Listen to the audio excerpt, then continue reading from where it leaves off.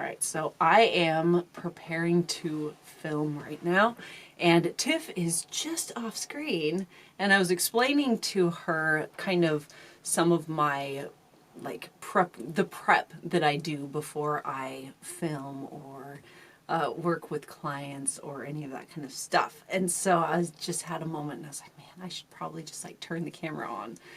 So what I do before I meet with clients or before I do filming or writing or anything that has to do with the resource center or my practice, I will do a simple candle ritual. Let me show you. I have all of these candles, and they are made from 100% like pure organic beeswax. They are, and you can tell because they're bendy, right? But the cool thing about that is that you can literally mold these to like any shape that you want. But what I do before filming and things like that, I will choose a color that in some way like represents what it is that I'm going to be doing when I'm working with a client or helping one of my cousins through something. I have them choose a color, and as they're explaining to me what it is that they're needing from me, I am thinking about all of that and holding that intention very, very intentionally, and charging this candle with that. Candles in my practice represent focused intention or focused attention. It's basically, I've trained my mind and my system to respond to a lit candle by turning it on, right?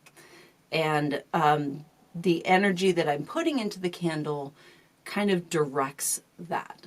And so I'm actually like pressing into the candle. Right now I am about to film some YouTube content about November, which is the dreaming moon at the Resource Center. And so we're going to start doing the filming on that. And so what I'm thinking of right now is just that, like what am I hoping to get? Like what are my hopes for these like intentions, the work? And so the first thing that comes to mind is connection, encouraging a reunion with themselves. I want to inspire. I want to support and encourage and to shine a light on their practice, and so that they can find their way in the darkness. And as I'm doing this, I'm breathing and I'm allowing myself to feel what it felt like for me to find my path and to get that little bit of guidance that I needed when I needed it in order to get to where I am today. So that's what I'm thinking about, and allowing myself to embody that, and an entire energy shift happens.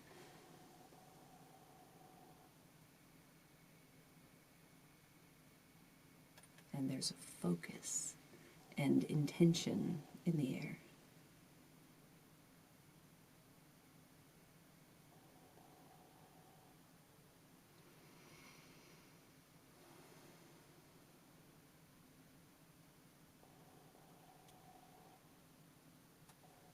And then I light the candle, and then I do the work. Does that make sense? Does that make sense? Yes. Boom. Oh, these candles, Oh, can we show them? These candles, we actually sell them at the shop at the resource center if you think that they're cool. They are really cool. You can, how I actually like use them is, I think I'm going to show you. Hold on. All right, so this is what I do. Because it's beeswax and because I've been handling it, it's slightly warming it up. So I just press it onto here and it sticks like that. And then I have a special lighter that was made by a close friend of mine, and he hand stitched everything and cured the leather and everything himself. And these are boa constrictor bones, and anyway, lots of meaning, very significant. And I focus my attention.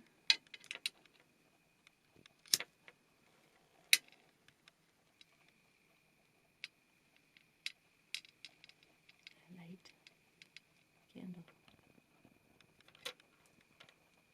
And the other thing I like about this candle is it doesn't drip. It doesn't make any mess at all. I have burnt hundreds of candles right here in this spot. And just the way, the purity of the materials that are used, it burns completely away. So they're awesome for these kinds of like dedication things. So that's my practice. And then I'll do like anointing oil to kind of get me in the zone. I'll use a different one.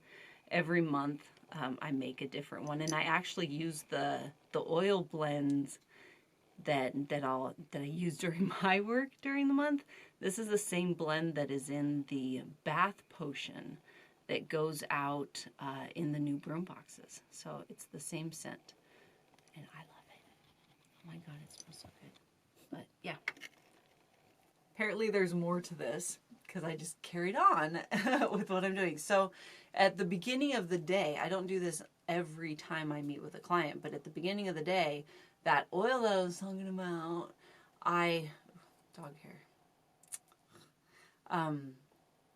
I use a bind rune. I use the tip of this to draw a bind rune on my inner left wrist.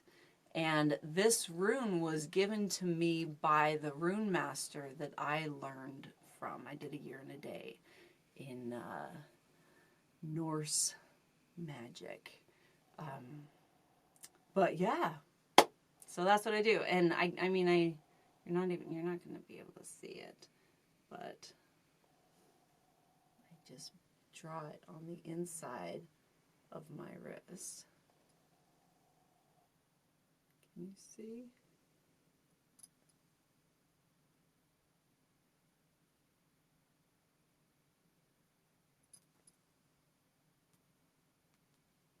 Okay.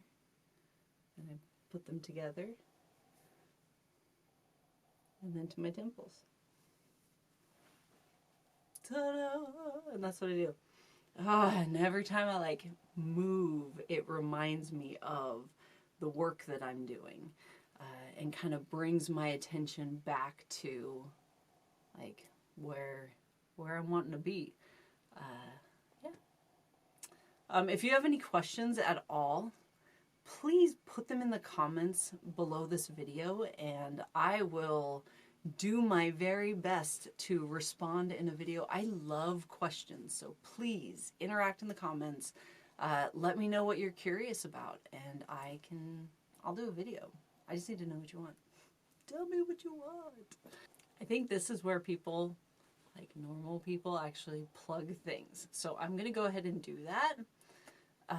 But I super duper suck at plugging things because I don't know. Okay, so if this was useful at all, man, like and subscribe and interact with this video.